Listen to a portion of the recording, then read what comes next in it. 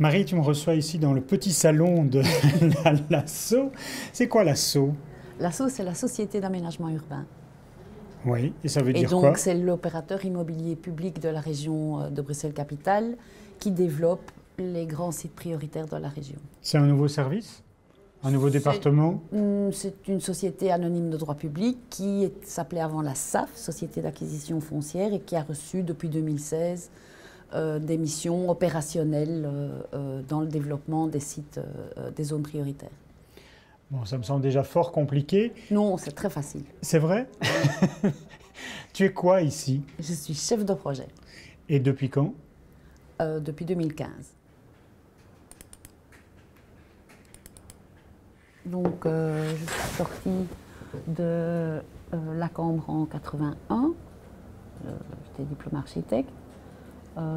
Et j'ai commencé très tôt, c'était une période où il n'y avait pas beaucoup de boulot, et j'ai commencé très tôt à la fois mener une pratique d'architecte indépendante à très petite échelle, donc des projets relativement petits, de logements, de bureaux, resto, hôtels et des choses comme ça. Mais en ayant toujours une pratique professionnelle qui était plus publique. J'ai commencé par travailler à la Fondation Roi-Baudouin, où je m'occupais des espaces publics, puis j'ai participé à la création de la région en travaillant au cabinet de Charles Piquet, ce qui était évidemment une expérience passionnante puisque tout était à créer. Puis j'ai eu différentes missions publiques, enfin missions liées au secteur public, et puis j'ai pris mes fonctions ici à l'ASSO, et c'est la première fois que je suis vraiment, que je n'ai plus de bureau et que je n'ai plus d'activité d'architecte. Comment est-ce que tu décrirais ton architecture?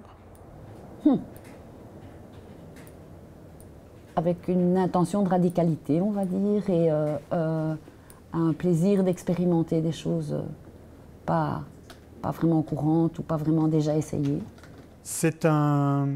Vous avez choisi un paysager parce que c'est plus facile pour travailler tous ensemble? Parce que comme on travaille sur des projets et qu'on est amené à collaborer aussi par petite équipe, effectivement, ça permet plus de contacts.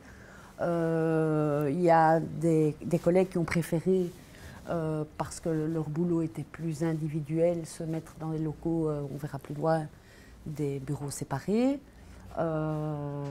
Mais c'est un paysager à petite échelle, c'est-à-dire que c'est chaque fois des petits groupes de gens qui travaillent ensemble, ou qui travaillent côte à côte, pas forcément toujours ensemble. Mais ce n'est pas un grand paysager. On n'a pas les inconvénients du paysager, on n'en a que les avantages. Qu'est-ce qui t'intéresse dans l'architecture? Plein de choses. L'idée de modeler l'espace, l'idée de créer un espace nouveau et d'entrer dans ce jeu de relations qui te permet d'avoir une influence sur l'espace que tu crées, quoi. Tu es aujourd'hui chef de projet. Oui. C'est quoi les aptitudes qu'il faut avoir pour être chef de projet? Plein. Il faut avoir une aptitude, je pense, à la fois pour une vision, pour maintenir, pour créer, pour maintenir et pour entretenir une vision, et aussi des aptitudes moins romantiques qui portent sur une capacité d'exécuter, une capacité de collaborer, une capacité de mettre tout le monde, d'aligner tout le monde par rapport aux objectifs du projet pour que le projet avance, quoi. Il faut faire des études pour ça ou bien ça s'apprend sur le terrain? Je pense qu'il y a différents profils qui sont possibles et que à partir du background de chacun, on exerce ce boulot de manière un peu différente, quoi. Tu es chef de projet pour un gigantesque terrain, Josaphat. Oui. Tu m'expliques en 2 mots ce que c'est? Josaphat, c'est un site peu connu, caché par son environnement. C'est une ancienne gare de triage à Schaerbeek. C'est situé derrière le boulevard Léopold III et le boulevard Royce. Et c'est un terrain que la SAF, donc l'ASSO avant, a acheté à la SNCB en 2006 et que le gouvernement a considérée comme étant une zone prioritaire parce que c'est une grosse réserve foncière pour la région. Et donc, on a... J'ai une question. Oui. Les zones prioritaires, ça ne crée pas des problèmes par la suite où on se dit que la région ne s'intéresse plus qu'à ce qu'ils ont décidé comme prioritaire et le reste, on s'en fout? Non, parce que je pense que les zones prioritaires ne sont qu'une partie des programmes que de développement urbain que la région développe. Il y a les contrats de quartier, il y a les contrats de rénovation urbaine, il y a d'autres dispositifs qui concernent la ville construite et qui sont très importants, y compris budgétairement. Hein. Je te laisse continuer. Le gouvernement a décidé d'établir là un nouveau quartier. Différentes études ont été réalisées. Et Perspective, qui est notre alter ego en matière de planification. Et c'est quoi Perspective par rapport à l'assaut? Donc, Perspective, c'est l'organisme qui planifie le développement des zones prioritaires. Donc vous donnez votre projet à Perspective pour qu'il le réalise? Non, c'est l'inverse. C'est Perspective qui détermine les grands objectifs. Mais c'est vous qui avez quand même acheté le terrain au début? Oui, mais ici, on est dans une situation où on récupère la structure s'est mise en place progressivement oui. et la SAF, dont la vocation était d'acquérir des terrains pour la région, oui. avait déjà acquis... et maintenant, c'est Perspective qui fait ça? Alors, ce n'est pas Perspective qui fait ça, on travaille ensemble. Mais dans la structure de décision, il y a, pour schématiser, la partie planification qui vient en amont, puis une décision du gouvernement qui dit c'est ça qu'on va faire, et puis l'ASSO qui intervient pour mettre cette décision en œuvre, et alors à ce moment-là qui étudie le détail des dispositifs, qui monte les projets, qui met tous les acteurs publics ensemble, qui coordonne. Très bien. Voilà.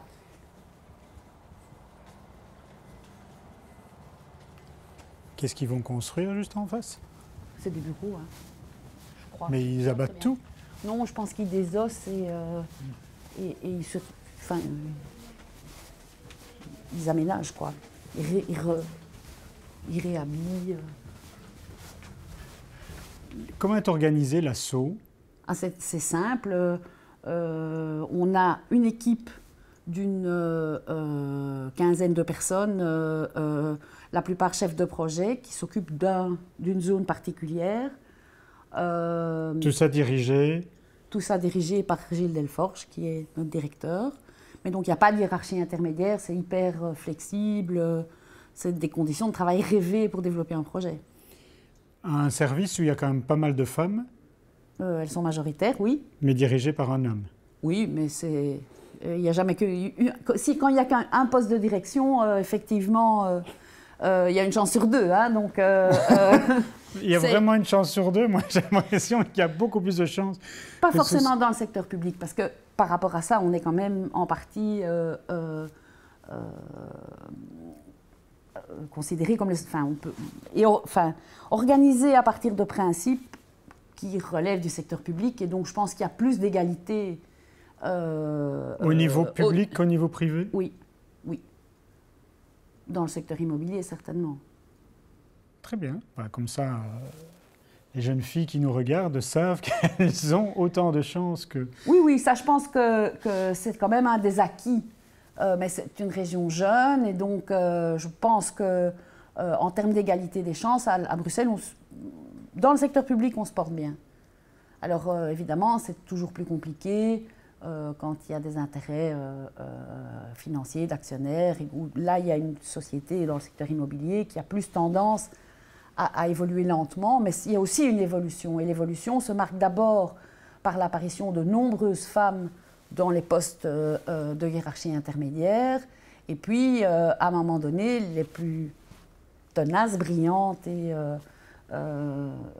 efficaces arrivent à percer, mais ça prend beaucoup plus longtemps dans un système de ce type-là.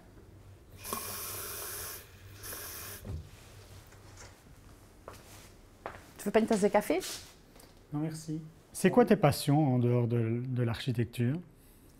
C'est un peu l'architecture quand même, et l'art contemporain, on va dire. La culture en général, et la politique aussi. C'est vrai? Oui, ça m'intéresse bien. Et le football? Oui, on ne peut rien te cacher. Qu'est-ce que tu aimes dans le football? bah, ce qui représente de la société. Donc, quand je vais visiter une ville, systématiquement, je vais au stade. Parce que ça permet de comprendre... Mais voir un match? Ah oui, oui. Hein. Ou voir le stade? Non, non, non, non, voir le match. Parce que ça permet de se rendre compte de toute une série de choses que, comme touriste ou comme visiteur, on a beaucoup plus de mal à appréhender. Je me souviens d'une interview que j'avais faite avec Sesmira Vezella, architecte chez Serrault. Et son grand fantasme, son espoir, c'est qu'un jour elle puisse construire un stade de football. Toi, l'architecture de stade, ça te parle? Pas trop. Pas trop. Bon, il y a des beaux objets, mais c'est... Enfin, si je devais dessiner un objet comme architecte, je pense que je préférerais dessiner une bibliothèque. Ah oui. Oui. Dans les objets au stade de football, c'est quoi, qu'est-ce qui t'intéresse? Les mollets des joueurs ou vraiment l'atmosphère ou le fait qu'on voit la ville? La représentation en petit de la société et de toutes ces tensions et de comment des individus qui se mettent ensemble arrivent à construire des stratégies. Parce que le foot, c'est ça. Moi, j'aime bien aller à Charleroi, par exemple, où c'est un stade dans lequel il y a vraiment... où le dynamisme de la ville et où les relations sociales et le côté chaleur humaine qu'on peut sentir dans la ville de Charleroi, ben, l'endroit où on le sent le mieux, c'est le Stade des Zèbres.